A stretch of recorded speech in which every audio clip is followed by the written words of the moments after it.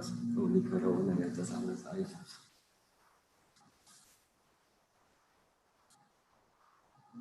Ah, super.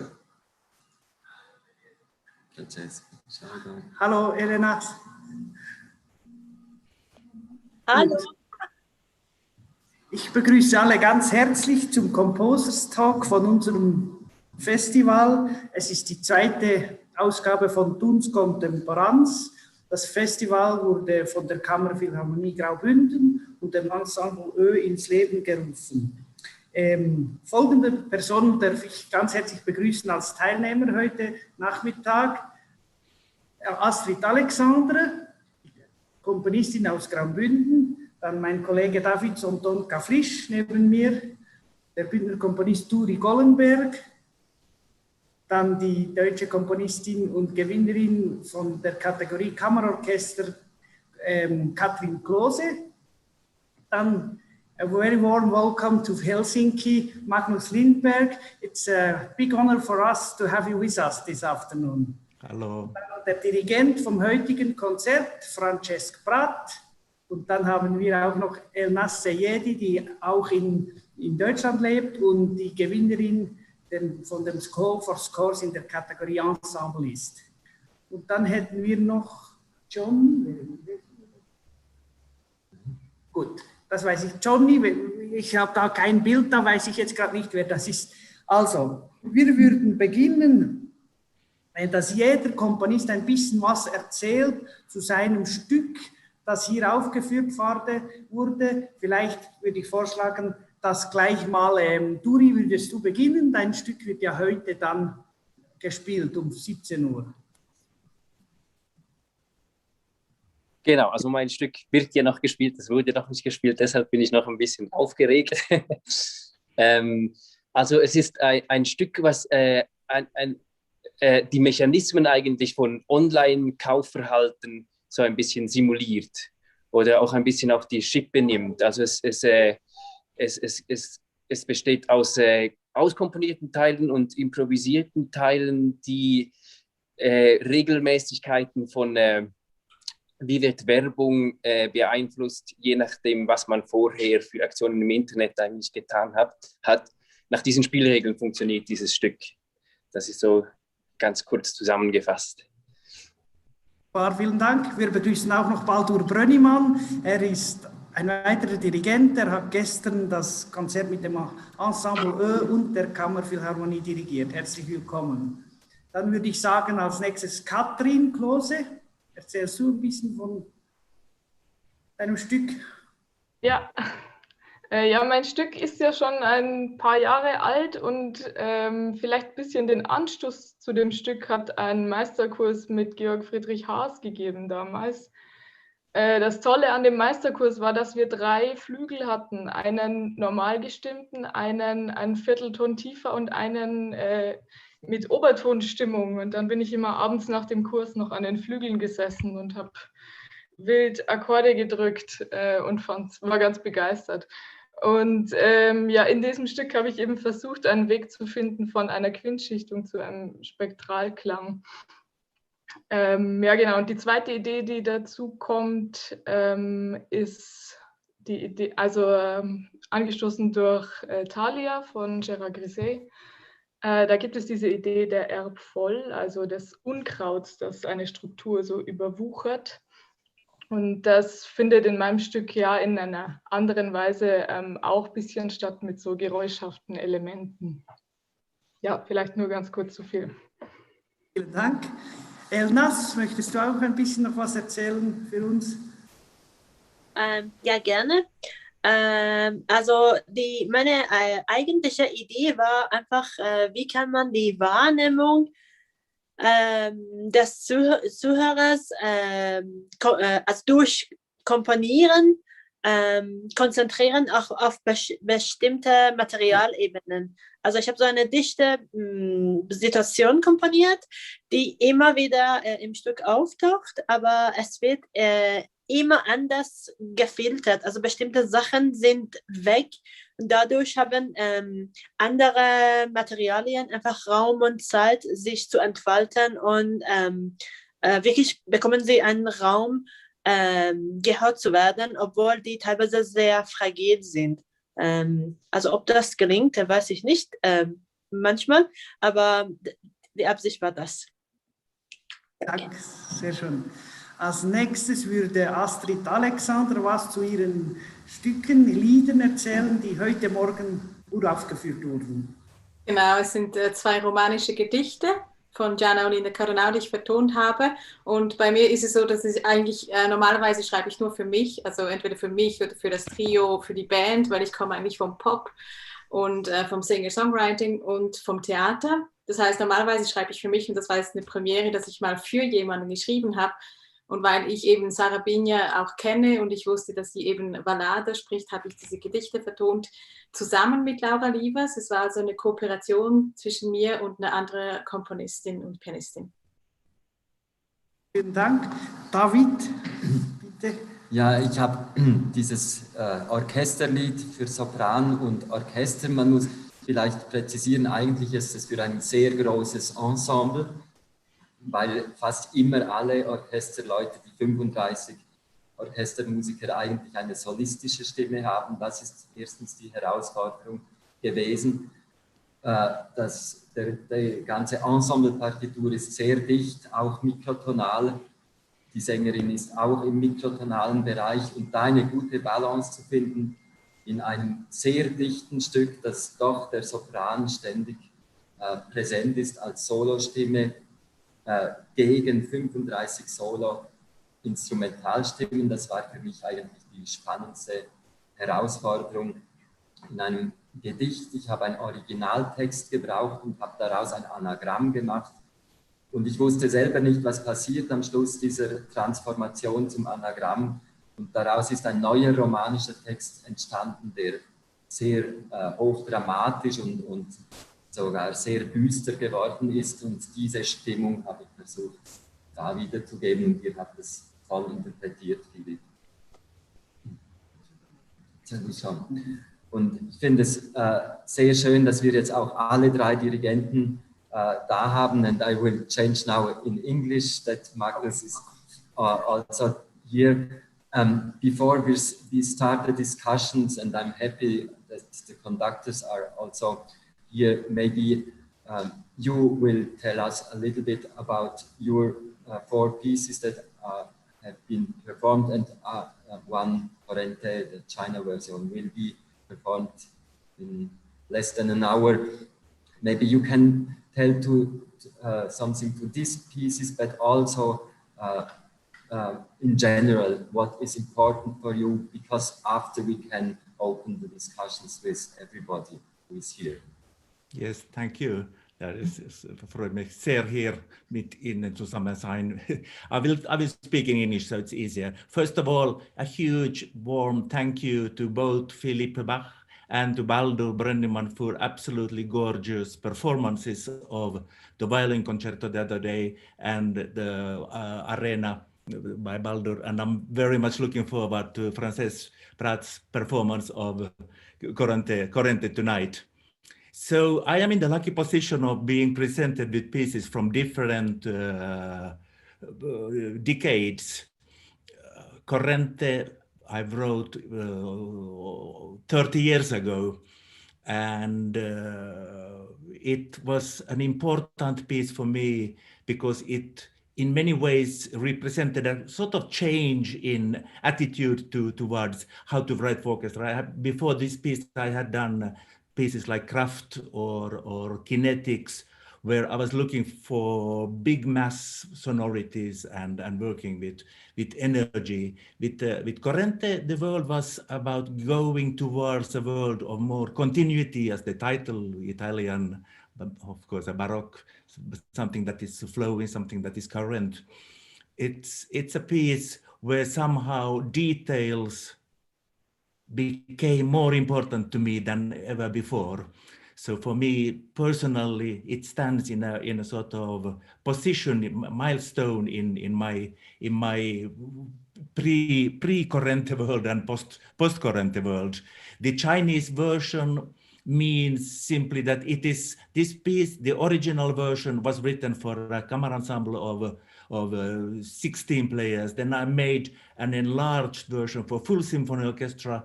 And then in 2000, when Avanti went to China for a tour, they wanted a smaller version. So the China version is a reduced ensemble, but of the absolutely same original music. And it has been an important piece for me that it was also a kind of stylistic change where the music was such that it, in different façon, in different versions, present the same music, but of course with different approach and different sort of focus on details.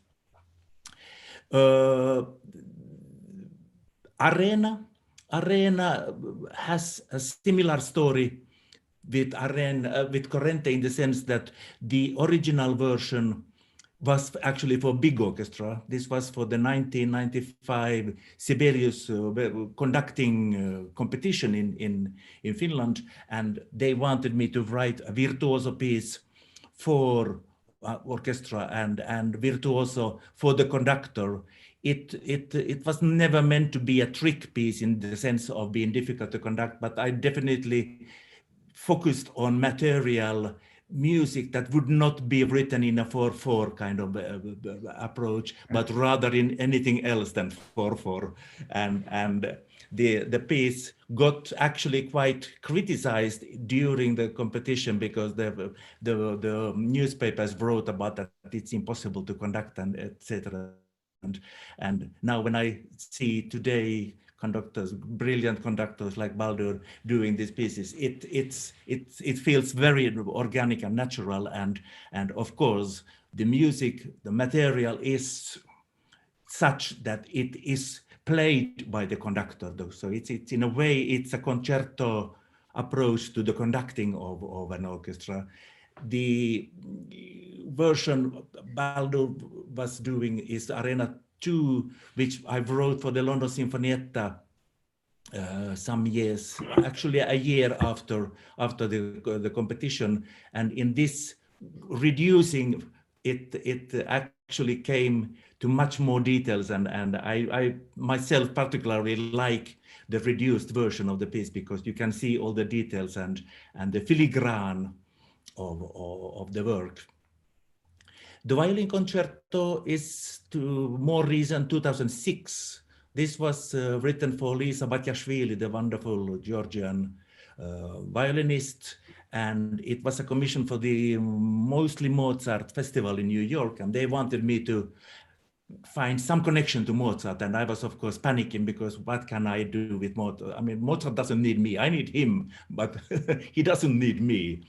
But I wanted to do this piece. It was also the very first time they commissioned a piece in the festival, because it has been a festival with mainly absolutely classical music. And Louis Langret, who is the artistic director, wanted to open up for contemporary music, and I wanted to do something. And my idea to connect with Mozart was to take the same orchestra, the same Besetzung of orchestra that Mozart used in his wonderful violin concertos. They are all from his youth. He was 16, 17 years old when he wrote them. So they are scored for double oboes, double horns, and string orchestra, with the addition of 2 bassoons, the zwei fagotte also, which was the style of doing music in those days. They were the continuo part doubled. So I wanted to write a full-size concerto, but with the classical force. So it's also an original size, and I was absolutely thrilled by the fantastic performance Philippe and Sebastian Boren did of the concerto. Beautiful, beautiful, with full power and strength, and all the different layers of music going on there came to splendor. I was also this morning listening to Carolina Öhman's absolutely gorgeous performance of Partia, which is a piece in 6 movements for solo violoncello. It was written for a competition, and I wanted to do a big piece, and the title is actually found Bach's original pieces for solo violin, the partita, as we know them nowadays, in the old, apparently Italian that Bach was using for the title, it's written partia.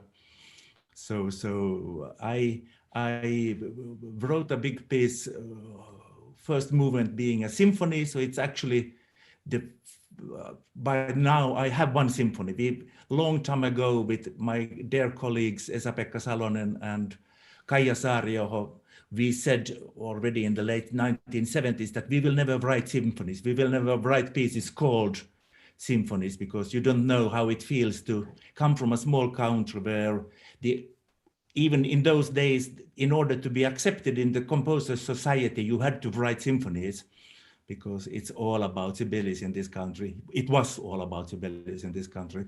So we decided not to write symphonies, but I have betrayed my colleagues later on, because the first movement of Partia is called Symphonia, but it's a 2-minute long symphony. So that's that's where we are. So I think with these 4 pieces, it's a beautiful opportunity for me to present my music to tunes, and again said, I really honestly regret that it was not realistic to travel from Finland to Switzerland this time, but I will certainly hope coming back and meet you personally in the future. Very much, Magnus, for these words. Now we would open the discussion. Everybody can talk, ask, please feel free. Maybe Francesc and Baldur, who haven't talked yet. Baldur, we've talked all week. Yeah. We don't have anything to say anymore. Maybe I can do a beginning. One reason why we choose you, Magnus, as main composer for this festival was we both, and Baldur, know you well, but for me it was, you are a composer, but it seems to me, who never rest in a development and say, now I found my recipe and now I stay here and the following 20 pieces will be the same, and because I found it. You are a composer who is always from piece to piece developing more, and that's for me very impressive. We have other composers who found one style and then stay with their style. Maybe also for Baldur and Francesc and Philippe, it's interesting, you are conducting a lot of music. What I like in your music is really this development, that the composer never stays in, never leaves is every all time in motion. Thank you. Thank you for those words. And it's my big model in making music was always Stravinsky, because Stravinsky, from the early music into his neoclassical music and then the later music, it was a constant shift. Yet Stravinsky's music, you immediately recognize whether it is Petrushka or if it is a later piece, Argon or something, 3 notes and you know it's Stravinsky. This was somehow a big model for me, and I hope that even if I know that there is a big difference between Kraft and a piece Tempus Fugit from recent years, I hope that you can still recognize the composer. I'm trying to put my musical ideas in new fashion, but the roots are the same. I hope they are there. For me, it's definitely, I mean, it's like with maybe historic music, but obviously it's much easier to do a piece by a composer who you know, in a sense that you know what the, you know the development of the language, you know where you started, because we worked together a few times and we talked about your music, and this all helps to find an understanding, and then simply also doing enough pieces of a composer, because you need to get a feeling for that, as you do for, I don't know, for Bruckner or for any other type of music. You need to get a feeling for that music. And I think a big problem in contemporary music is that you often just get one piece by somebody. And then, you know, you have no chance to develop a real relationship to that music, you know, because each time you go back to something, you can go a bit deeper, but sometimes there's just no chance to do that. And I think it's great if that can actually work. So if you can build these relationships. So I think for the younger composers, it's good if you if you grow with your interpreters as well, you know, people come back to you and all this, because it's so important for us, you know. I fully agree. And it's really to grow into the music. And what is fascinating for me, and in the recent years, I would have thought when I was young that when I get this age, I get my scores ready and I know what I do. It's the contrary. Today in performance, with first performance, I'm really nervous about first performance of a piece. I changed many things. And funnily, over the years, I'm changing more than I used to change in my youth with new scores. And this is also part of you have a musical intention, and then we have a notation. We have a wonderful system of notation, of course, but it's very relative. What is mezzo forte? What is staccato? What is these parameters are? They are very not precise, and my experience with various orchestras and various musicians, etc., has led to, when you realize that there is something you have to say or you need to change, and you think this doesn't sound like I thought it, it's better to go into the score and try to fix things. And for me, this collaboration over the years is the essential part of all these works. It's fun to work together with your dear colleagues, musicians. They don't hate you. When I started in the 1970s, from time to time, musicians hated, especially in orchestras. They were like wolves and wanted to kill the young composers. But that's not true anymore today. The musicians we have around, they generally love the challenges. They love to play as well as possible and understand as well as possible the music we put to them. So I think it's also our duty to be as precise in notation and give the essential information in the scores without compromise. I'm not saying that music should be easier or so. On the contrary, I think the virtuosity and extreme things can be done today, and there is a lot of music unwritten yet, and for the future of what we are doing, you have so many possibilities of doing many things. So in the same time, what I also always think is a score, even if I want them to be precise, it's merely a platform for takeoff. The airplane, I'm doing the runway for a new piece, but the airplane are the musicians.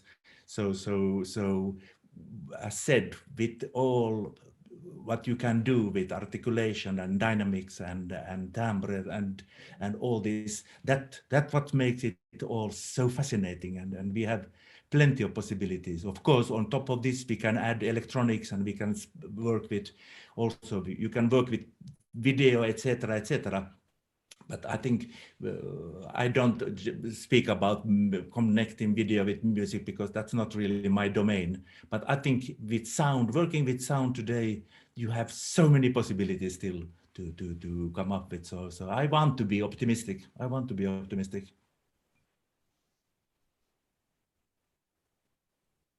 Yes, may I say something? It's about this idea of changing. I think I can speak also for Philippe and Baldur. So, for example, tonight I'm conducting 5 different pieces. So for our conductors, changing is a must. So we are not conducting 5 pieces the same way. And I think that you composers, you are making us better. So I collect the idea of the composition, of the conducting composition, the piece Arena from Magnus Lindberg. I think changing is making art better. And changing is through different pieces, through the contact with your composers, through the contact with all the colleagues like Baldur or the Philippe that you comment, that they say what they hear, what do you do. I think changing is the most important thing for the musician, to be a better one and to have always the feeling that you are better. And another thing I wanted to say that is so important, that we are meeting here and we are making music of our times. So it's a musical, we're coming from different places, Finland, Switzerland, Barcelona, Baldur living in Madrid. So, but we all live in the same poles. We all live in the same spiritual, cultural, and social context, social problems. And I think it's more necessary than ever, things like Contemporans, and that we are here now in this Zoom, in this round, listening Magnus, Katrin, Ale. And I will love also to hear one composer that is not here in the Zoom because he can't be there, that is Maurice Ravel, and we are going to play tonight. It will be also interesting to listen what he would say about changing. I also think as a conductor, we are very happy to live in these days and to play music, because the area of new music is so rich and so wide. Maybe, I don't know, for me, sometimes 50, 60 years ago, a little bit much music needed to sound in a way that it was respected. And I think in nowadays it's much more open, and that makes it a very nice life as a musician for me. Yes, the composers also changed. You know, when I was young, composers used to be pissed off, not just the musicians. You know, and it's still, you know, when sometimes you get people from not Magnus, you know, but the people from, you know, from a generation before, they are angry, right? And then you talk to them and say, why are you angry? And they say like, well, you know, back in the 70s, if you weren't angry, nobody would respect you, you know, and all this has really changed. I would say sometimes it has changed maybe to the other extreme, that everybody's so friendly that you can never have you know, like an aesthetic discussion or so, you know, but I think basically that relationship has really changed. And I think I totally agree with Philippe. You know, these things have gone. When I was young, when you had more than 30 people in a contemporary music concert, it was populist shit, you know, and thankfully, this has changed, you know. Okay, does anybody want to say something? Soon we need to finish, unfortunately, but we have our final concert at 5 o'clock, and David had a very hard weekend, and I think he would like to have 5 minutes to prepare, and Francesc as well. Okay, if not. So I will thanks to everybody who is here and everybody who has been watching the concerts, and I'm very happy, and thank you everybody. And me too. Und ich bedanke mich auch im Namen von David an all unseren Mitarbeitern, die in den Büros hinter der Bühne unglaublich hart gearbeitet haben, für so ein Festival auf die Beine zu stellen. Wir kennen uns schon lange vom Schweizer Jugendsymphonieorchester, und es ist wirklich schön, dass wir dieses Festival auf die Beine stellen konnten. Und ich bin auch stolz darauf. Ich glaube, das ist eine einmalige Sache, und ich freue mich schon in 2 Jahren auf das nächste Festival. Und nochmals, wie gesagt, herzlichen Dank an euch alle. Und Ihnen, den Zuhörerinnen, Zuhörern, bleiben Sie dabei. Um 17 Uhr geht es gleich weiter mit dem Konzert vom Ensemble Öl. Ganz herzlichen Dank an alle. Grazie.